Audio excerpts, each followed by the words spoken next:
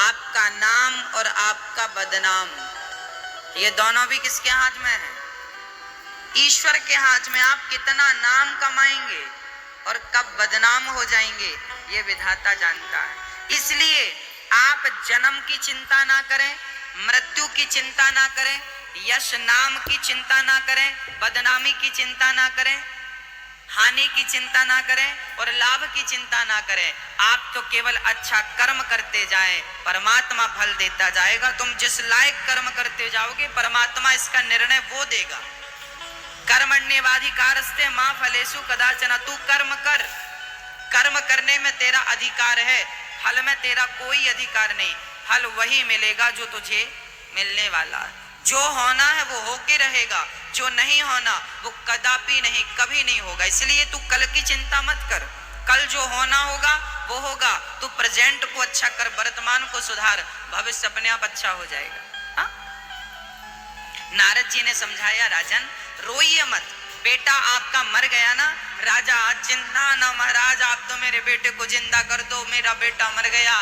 नारद जी ने कहा चल मैं जिंदा करता हूं। नारद जी ने हाथ में जल लिया, मंत्र पढ़ा और मंत्र पढ़ के उस मरे हुए बालक के ऊपर छिड़क दिया। मरा हुआ बालक संत कृपा से खड़ा हो गया। जैसे ही उठकर बैठा, पिताजी दौड़ पड़े, बेटा बेटा बेटा, मेरा बेटा जीवित हो गया, मेरा बेटा जीवित। दौड़ पड़े। जैसे ही राजा दौड़ कर गए, उस बच्चे ने कहा खबरदार खबरदार। पिता ने कहा बेटा क्या कह रहा, मैं तेरा पिता हूं। उस बच्चे ने जो बात कही ना, वो बात आपको बहुत ध्यान से सुननी चाहिए। उस बच्चे ने कहा पिताजी आप हमारे किस जन्म के पिता हो? कितनी बार हमारा जन्म हो चुका है, कितनी बार हम मर चुके हैं, कितनी बार आपका जन्म हो चुका है और कितनी बार आप मर चुके हैं। किस जन्म का हम रिश्ता रखें ये तो बताओ। उस बच्चे ने कहा पिताजी मैं पिछले जन्म में भिखारी था, मैं पिछले जन्म में भिखारी था, आपके घर भीख मांगने आया था तो आपने हमें गेहूं का आटा दिया था और गाय का सूखा हुआ गोबर, ओपले, कंडे आपने हमें दिए थे।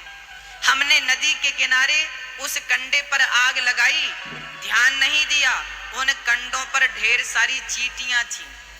सूखे गोबर पर चींटियां घोंसला बना लेती है ना, उन कंडों पर चींटियां थी। हमने आग लगाई, सारी चींटियां जल के समाप्त हो गईं। आपके आटे से 5 रोटियां बनाई थी हमने और 5 रोटियां भोग लगाकर भगवान को भोग लगा दी और 5 भोग लगाकर खा ली। पिछले जन्म में हमने 5 रोटियां आपकी खाई थी, सो 5 वर्ष तक आपका बेटा बन के हमने 5 रोटियों का हिसाब दे दिया आपको। और उन चींटियों को हमने जलाकर मारा था। इस जन्म में वो सारी चींटियां आपकी पत्नी बनकर आई हैं। क्योंकि हमने उन्हें मारा था, उन्होंने जहर देकर हमें मार दिया, वो तो भगवान को भोग लगा के खाई, तो एक जन्म में ही सबका हिसाब किताब चुक गया। नहीं तो ना जाने कितने जन्म लेकर सबका अलग अलग हिसाब किताब चुकाना पड़ता। भक्तों याद रखना, ये कथा हमें सिखा रही है, ये कथा हमें समझा रही है कि हमारी जो पत्नी है, हमारा जो पति है, हमारी जो बेटी है, हमारा जो बेटा है, ये कौन है? ये सब पिछले जन्म का कोई ना कोई हिसाब किताब चुकाने के लिए मिले हैं। जिस दिन जिसका हिसाब चुक जाएगा उस दिन वो छुट्टी उसकी वो चला जाएगा। पत्नी जितने दिनों का उसका कार्यकाल है वो रहेगी, कार्य पूरा हुआ वो अपने घर चली जाएगी। हमारा जितने दिन का कार्यकाल है, अब एक उदाहरण से समझते हैं सब्जेक्ट को, बहुत प्यार से समझिएगा। अच्छा आप समझिए भक्तों, हम 7 दिन के लिए दंतेवाड़ा आए हैं, हाँ या ना? 7 दिन पूरे हो जाएंगे तो हम चले जाएंगे कि नहीं? जैसे हम 7 दिन के लिए दंतेवाड़ा आए हैं, ये हमारी 7 दिन की यात्रा है ना? 7 दिन का हमारा काम है भागवत श्रवण कराना, ये हमारा कर्म है, काम है। 7 दिन बाद हम चले जाएंगे। ऐसे ही आप लोग, कोई 10 साल के लिए, कोई 20 साल के लिए, कोई 50 साल के लिए, कोई 100 साल के लिए आपने संसार में जन्म लिया है कोई काम करने के लिए। जैसे मैं काम करने आया हूं, भागवत सुनाने, अपना कर्म करने, ऐसे ही आप लोग आए हैं किसी की पत्नी बनकर, किसी की पुत्री बनकर, किसी की माँ बनकर, किसी की बहन बनकर, किसी की बेटी बनकर आप और हम रहते हैं। समय पूरा होगा, मेरा 7 दिन पूरे हो जाएंगे, मैं चला जाऊंगा, आपके 7 दिन पूरे, आपका जीवन पूरा हो जाएगा, आप चले जाएंगे, बेटे का जीवन पूरा होगा, बेटा चला जाएगा, बिटिया का समय पूरा हुआ, बिटिया चली गई। अरे भाई ये तो सदियों पुरानी परंपरा है, आया है सो जाएगा। राजा रंक फकीर, एक सिंहासन चढ़ चला और एक बंधा जंजीर, आने वाले को जाना पड़ेगा। हाँ ना मेरी माँ, इसलिए कहता हूं दुनिया वालों से मोह ना करना, दुनिया वालों से मोह, क्योंकि दुनिया में जो भी है वो आज है, कल रहेगा इसकी कोई गारंटी नहीं। चाहे वो बालक हो, चाहे वो बूढ़ा हो, कल की गारंटी है क्या मेरी माँ? बोलो मेरी माँ।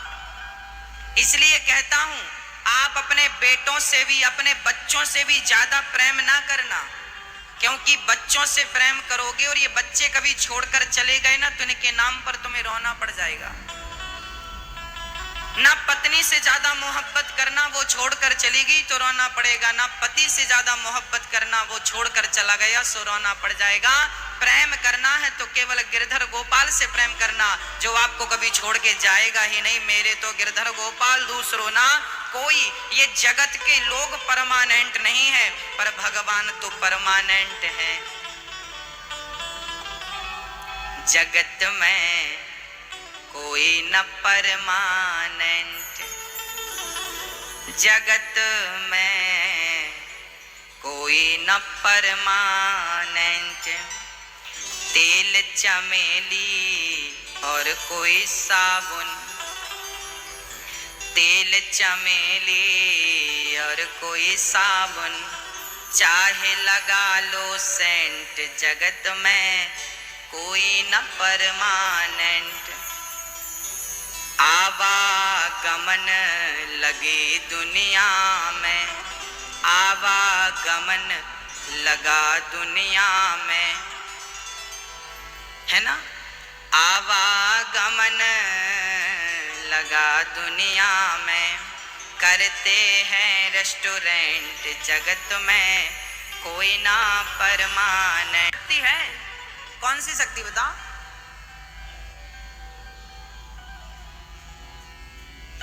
आप लोग कहते हैं हमारे पास कोई शक्ति नहीं है।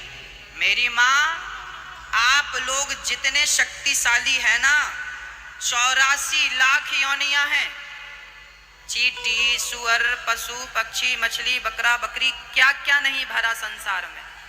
इन सब में सबसे ज्यादा शक्तिशाली यदि कोई है तो केवल मनुष्य, हम और आप। कैसे? आपके पास देखने की शक्ति है, ये आंख, आपको देखने की शक्ति है ना, आप देख पाएंगे। आपके पास सुनने की शक्ति है, आप सुनते भी हैं। आपके पास सूंघने की शक्ति है। यहां तक कि 84 लाख योनियों में जो शक्ति किसी के पास नहीं है वो शक्ति आपके पास है, और वो शक्ति है बोलने की। क्या सुअर बोलता है आपकी तरह? क्या चिड़िया बोलती है आपकी तरह? कौन बोलता है आपकी तरह बताइए? आपकी तरह सिर्फ आप बोल सकते हैं। तो बोलने की शक्ति ईश्वर ने हमें दी, सुनने की शक्ति ईश्वर ने हमें दी, देखने की शक्ति ईश्वर ने हमें दी, सूंघने की शक्ति ईश्वर ने हमें दी, स्पर्श की शक्ति ईश्वर ने हमें दी, चलने की शक्ति है, सोचने की शक्ति है, समझने की शक्ति है। ये शक्तियां केवल आपके ही अंदर तो पाई जाती हैं। चिड़िया के अंदर, पशु पक्षी, शेर के अंदर और हाथी के अंदर भी इतनी शक्तियां नहीं है जितनी शक्ति आपके अंदर है। इंसान के अंदर इतनी शक्ति होती है कि वो जंगल के राजा शेर को भी अपने वश में कर लेता है। हाँ या ना? हाँ या ना? जंगल को वश में करने वाला शेर होता है, उस शेर को वश में करने वाले आप हैं। आपके अंदर इतनी शक्तियां हैं कि आप हाथी को वश में कर लेते हैं, आप शेर को वश में कर लेते हैं। इतना शक्तिशाली इंसान आज परेशान क्यों है? क्योंकि आप अपने आप को भूल चुके हैं कि मैं कौन हूं। जिस दिन आप अपने आप को पहचान जाएंगे ना भक्तों, उस दिन परमात्मा के लिए दर दर की ठोकर नहीं खानी पड़ेगी। आप सब लोग अपने आप को भूले बैठे हैं। आप कौन हैं? बताइए आप कौन हैं? आपका परिचय दीजिए। आज हम आपसे पूछ रहे हैं, बताइए आप कौन हैं? बोलो मेरी मां, कौन है आप?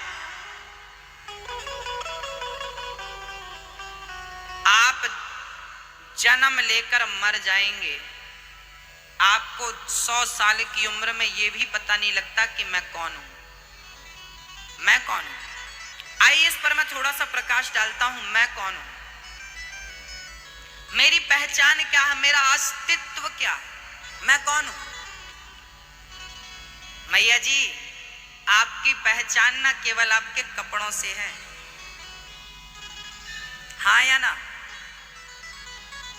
कपड़ा एक प्रकार का नहीं, मैं 2-4 प्रकार के कपड़ों की बात करूंगा आपको। बहुत गंभीर, बहुत अच्छा प्रसंग है ये और बहुत ज्ञानवर्धक है। समझने की शक्ति बढ़ाइए और समझिएगा मैं क्या कहना चाहता हूं, जरा समझिए। आपने हिटलर का नाम तो सुना होगा। हिटलर का नाम। हिटलर ने 20 लाख यहूदियों को मार डाला था। हिटलर ने कितने लोगों को मारा था? हिटलर ने 20 लाख लोगों को मारा था। रोज 500 लोगों को मारता था। हिटलर के चंगुल से एक आदमी बच के आया था, उसने ये बात बताई थी। कहते हैं हिटलर ने 20 लाख लोगों को मारा। एक बार हिटलर ने क्या किया? हिंदू को, मुसलमान को, सिख को, यहूदी को, जैन को, पारसी को, सबको खड़ा किया और ऐसे 1000 आदमी खड़े किए। 1000 आदमियों में से उसने क्या किया? सबके कपड़े उतरवा दिए, सारे कपड़े उतार दिए, नंगा कर दिया और सबके बाल मोड़ दिए। सबके सिर के बाल घोंट दिए, दाढ़ी मूंछ सबकी अलग कर दी, पूरा बाल समाप्त, दाढ़ी मूंछ समाप्त, किसी के शरीर पे कोई वस्त्र नहीं, सब गंजे गंजे। अब सब एक दूसरे को देख रहे हैं। अब किसी को पहचान पाना संभव था कि कौन हिंदू है, कौन मुसलमान? बताइए आप, कौन जैन था, कौन सिख था? सबकी पहचान। मुसलमान टोपी पहन ले तो लोग कहते हैं मुसलमान है, हिंदू पगड़ी लगा ले तो लोग कहते हैं हिंदू है, सिख बढ़िया सी पगड़ी लगा ले तो उसे कहते हैं सिख है। हाँ, सबके कपड़ों से ही तो पहचान है। किसी की दाढ़ी से पहचान है, किसी की मूंछों से पहचान है। किसी के काला कपड़ा पहन के महिलाएं निकल जाएं तो लोग कहेंगे मुसलमान की औरत है। लाल साड़ी पहनकर निकल जाए तो कहेगा हिंदू की औरत है। बताओ, हम सबकी पहचान कपड़ा है कि नहीं? हम सबकी पहचान सिंगार है कि नहीं? यदि आपके सिंगार हटा दिए जाएं, आपके बाल घोंट दिए जाएं, आपके कपड़े उतार दिए जाएं, तो बताइए कौन पहचानेगा कि ये हिंदू और ये मुसलमान है, ये सिख और ये ईसाई है? पहचानेगा कोई? बोलो मेरी माँ, नहीं पहचान सकता। इसका अर्थ है कि हमारी पहचान केवल कपड़ों तक रह गई है। हाँ या ना? हम सबकी पहचान केवल कपड़ों तक रह गई है। कोई पूछे कि तुम कौन हो, क्या बताओगे? मैं अनिरुद्धाचार्य हूं, मैं भागवत सुनाता हूं, यही तो मेरी पहचान है।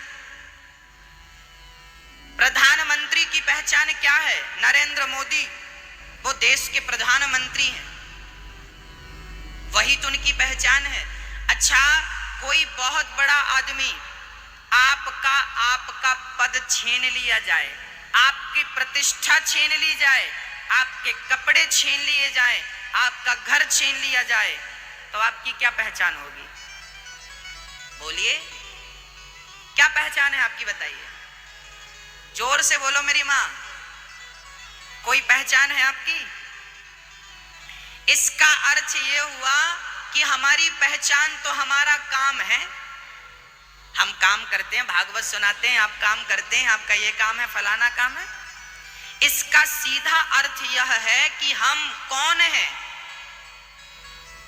प्याज का छिलका उतारते जाइए, प्याज का छिलका आप निकालते जाइए, एक निकालेंगे दूसरा, दूसरा निकालेंगे तीसरा, तीसरा निकालेंगे चौथा, प्याज का छिलका उतारते जाइए, पूरा उतारिए, क्या बचेगा?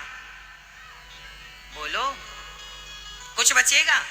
कुछ नहीं बचेगा। बस उसी तरह आप अपने नाम का कपड़ा उतार के फेंक दो, अपनी जात का कपड़ा उतार के फेंक दो, अपने धर्म का कपड़ा उतार के फेंक दो। आपका नाम, आपकी जात, आपका धर्म, आप कहते हैं हम ब्राह्मण हैं, हम क्षत्रिय हैं, हम वैश्य हैं, हम शूद्र हैं। यदि तुम ब्राह्मण का कपड़ा उतार के फेंक दो, क्षत्रिय का कपड़ा उतार कर फेंक दो, तो बताओ तुम क्या रह जाओगे? इसका सीधा अर्थ है कि मैं कुछ भी नहीं हूं। एक राजा था, उसने पूरी दुनिया को जीत लिया। एक दिन उस राजा को किसी राजा ने बंदी बना लिया और अपने जेल में डाल दिया। एक दिन वो जेल का राजा खेतों में भ्रमण करने निकला, तभी वहां चारा का, घास का गट्ठा लेके एक बूढ़ी सी मां आ रही थी घास का गट्ठा लेकर। तभी ये राजा वहां टहल रहा था, तो राजा के सिपाहियों ने कहा गट्ठा वाली बाई से, ए बाई तुम गट्ठा नीचे रखो, ये राजा साहब हैं, इनको रास्ता दो। तब उसने हाथ पकड़ के कहा, नाना मैं कभी राजा था, अभी तो मैं किसी का कैदी हूं। मैं कभी राजा था, अभी तो मैं किसी का, मैं कुछ भी नहीं हूं। मैं कभी हुआ करता था, मैं कभी कुछ था, आज ना कुछ हूं। आज मैं ना कुछ हूं, अर्थात मैं कुछ भी नहीं हूं। मेरे से बढ़िया तो ये घास वाली बाई है, कम से कम ये कुछ तो है, कम से कम ये कुछ तो है। मैं तो कुछ भी नहीं हूं। बस मेरी माँ, जब तक आप कुछ हैं तब तक आप कुछ भी नहीं हैं, और जिस दिन आपने मान लिया कि मैं तो कुछ भी नहीं हूं, मेरा कोई अस्तित्व नहीं है, उस दिन आप बहुत कुछ हो जाएंगे भक्तों, बहुत कुछ हो जाएंगे। अपने आप को शून्य कर देना ही उस ईश्वर को प्राप्त कर लेना, अपने आप को जीरो कर देना, जीरो, मैं कुछ नहीं हूं। जब मैं था तब वो नहीं, अब वो है, मैं नाए और प्रेम गली अति सांकरी जा मैं दो न समाए। ये प्रेम की गली इतनी संकीर्ण छोटी है ना मेरी माँ, यहाँ दो लोग नहीं आते, या तो आप आएंगे या तो आपका अहंकार आएगा। अहंकार मिटेगा तो आप बचेंगे, और यदि अहंकार नहीं मिटेगा तो आप नहीं बचेंगे। दो नहीं, एक बनिए। जैसे मिश्री पानी में मिलकर एक हो जाती है, ऐसे जीवात्मा को परमात्मा मिलके एक हो जाना चाहिए। भक्त और भगवान एक हो जाए। मैं कुछ नहीं हूं, मैं क्या हूं? बताइए, इस ब्रह्मांड में मेरी क्या सत्ता है, मेरी क्या हैसियत है, मेरी क्या औकात है, मेरा क्या अस्तित्व है? बताइए आपका क्या अस्तित्व है? बताओ मेरी माँ, कुछ भी नहीं है। हम कुछ भी नहीं है, फिर भी बहुत बड़े बने घूमते हैं, हमने ये, हम वो। अब तो अपने अहंकार को मिटा दो। जीवन में सुखी होना है तो मंदिर कहाँ होना चाहिए मेरी माँ? आप में से कौन कौन भगवान को पाना चाहता है? हाथ उठाओ। आप में से कौन कौन ईश्वर को पाना चाहता? हाथ उठाओ। सब पाना चाहते, अब नीचे करो। अच्छा ये बताओ, भगवान रहता कहाँ है? पहले तो हम जिसको पाना चाहते हैं उसके बारे में जानकारी इकट्ठी कर लें। वो रहता कहाँ भाई? वहां रहता है, वहां जाके मिल लेंगे। कहाँ रहता है वो? कहाँ रहता है वो? कहाँ रहता? बोलो एक बार, कहाँ? हम सबके भीतर। भक्तों, ये जो मंदिर है ना, पास में हमारी माता जी का मंदिर है। अच्छा ये बताओ, इस मंदिर को किसने बनाया? किसी ने तो बनाया होगा, हाँ या ना? किसी ने तो बनाया होगा। इस मंदिर को किसी ने बनाया होगा। किसने बनाया होगा? भगवान ने या इंसान ने? बताओ। ये मंदिर है हमारे पास दंतेश्वरी माता का, इस मंदिर को इंसान ने बनाया या भगवान ने? आप बस इतना बताओ। इंसान ने बनाया, इंसान ने बनाया। अब आगे चलते हैं। मंदिर जितने भी दुनिया में हैं, उन सारे मंदिरों को बनाने वाला कोई ना कोई इंसान है, हाँ या ना? अब आप ये बताओ कि हमारे सामने ये माँ बैठी है, ये बच्चे बैठे हैं, ये पिता बैठे हैं, ये पुरुष बैठे हैं, ये बताओ आप सबको किसने बनाया? आप सबको किसने बनाया? बोलो, थोड़ा जोर से बोलो। इंसान ने मंदिर बनाए, भगवान ने इंसान बनाए। इंसान का बनाया मंदिर, हम उसको भगवान मानते हैं। इंसान की बनाई मूर्तियों को हम भगवान मानते हैं और भगवान की बनाई मूर्तियों का अनादर करते रहते हैं। कैसे पाओगे तुम भगवान को? कैसे पहचानोगे तुम उस परमात्मा को? वो भगवान मंदिर में तो है। एक बात बता दूं मेरी माँ, मंदिर, एक बार क्या हुआ, मंदिरों का मैं आपको किस्सा सुनाऊं। मंदिर में भगवान बाद में है, मन मंदिर में भगवान पहले है। हम तो कहते हैं अपने मन को ही आप मंदिर बना डालो, भगवान को बाहर देखने की जरूरत नहीं। मन मंदिर बन जाएगा तो ईश्वर भीतर नजर आ जाएगा। कहीं बाहर देखने की जरूरत नहीं, कहीं बाहर जाने की जरूरत नहीं है। इस कार्य ये बिल्कुल मत समझ लेना कि मंदिर नहीं जाना चाहिए, मंदिर जाना चाहिए। वहां भी ईश्वर है, यहां भी ईश्वर है। पहले अंदर देखोगे तब ना बाहर देखोगे।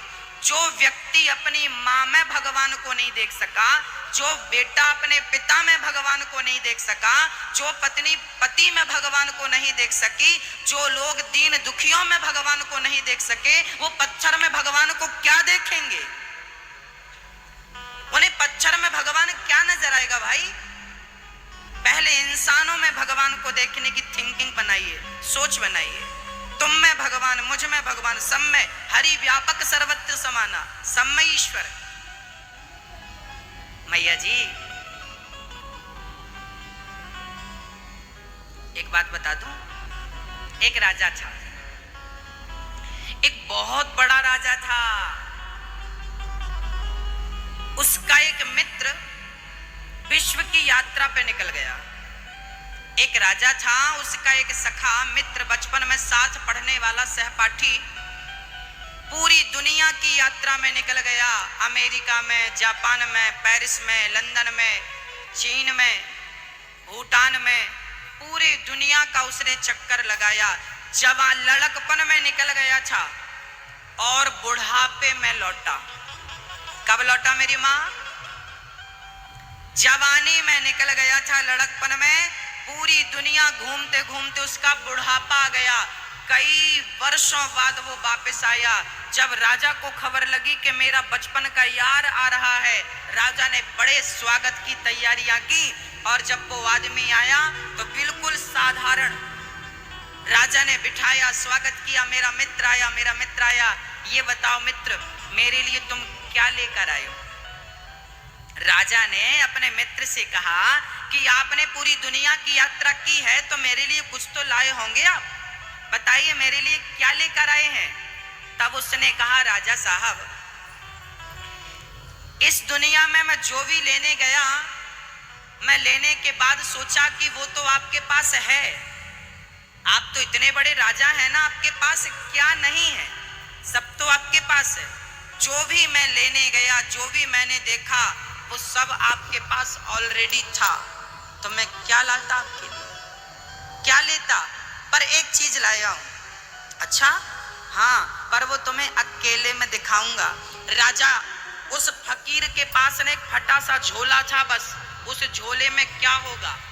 सब दंग रह गए कि इतने से झोले में क्या होगा राजा को देने के लिए। राजा को उस मित्र ने एकांत में ले जाकर क्या दिया?